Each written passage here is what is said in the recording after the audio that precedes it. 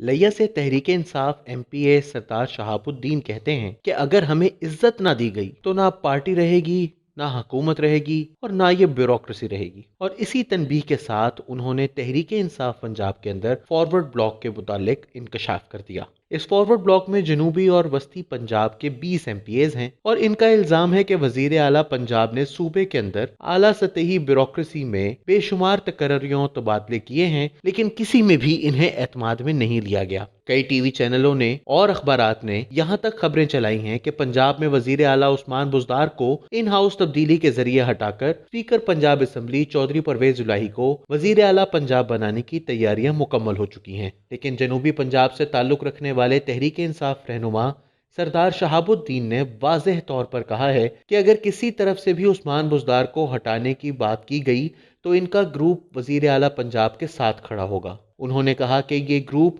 सिर्फ अपने हलकों में तरक्याती कामों के लिए मामूल से हटकर 3 अरब रुपए के फंड्स जारी कराने के लिए बनाया गया है, जिसे पूरा करने की यकीन दहानी वजीर आला पंजाब ने करवा दी है। इनसे पूछा गया कि ऐसे वक्त में जब उस्मान बुज़दार की तब्दीली की खबरें गर्दिश कर रही हैं तो ये तासुर मिल रहा है कि शायद आपने सियासी तब्दीली के लिए फॉरवर्ड ब्लॉक बनाया है, तो उनका कहना था कि यह तासुर बिल्कुल गलत है। उन्होंने कहा कि जब उस्मान बुज़दार का ताल्लुक जनूबी पंजाब से है, उनके दरमियान बाहमी ताल्लुकात भी अच्छे हैं और वो जनूबी पंजाब के मसाइल हल करने में दिलचस्पी भी रखते हैं, तो फिर वो इनकी तब्दीली क्यों चाहेंगे। वज़ीर आला पंजाब उस्मान बुज़दार और पंजाब में ब्यूरोक्रेसी के नए सेटअप में इख्तलाफात की इत्तलात से तासुर उभरा कि शायद पीटीआई क़यादत पंजाब में सियासी तब्दीली पर गौर कर रही है। यह तासुर ख़ास तौर पर तब पुख्ता होने लगा जब उस्मान बुज़दार के हिमायती समझे जाने वाले हुकूमत के इत्तेहादी चौधरी परवेज़ इलाही के करीबी साथी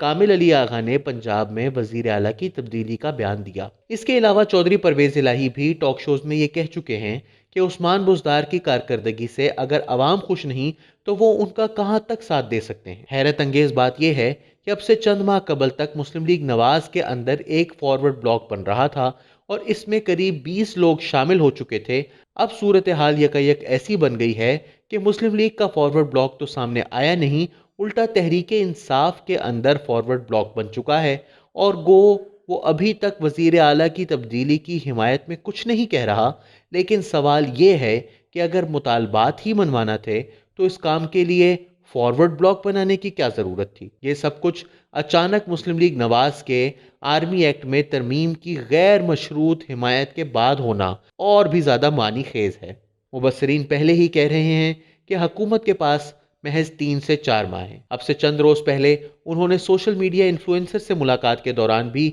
अपने मुखालिफिन से मुतालिक इंतहाई नाजेबा लबो लहजा अपनाया था। वज़ीर आज़म के लिए ये वक्त इंतहाई मुश्किल है।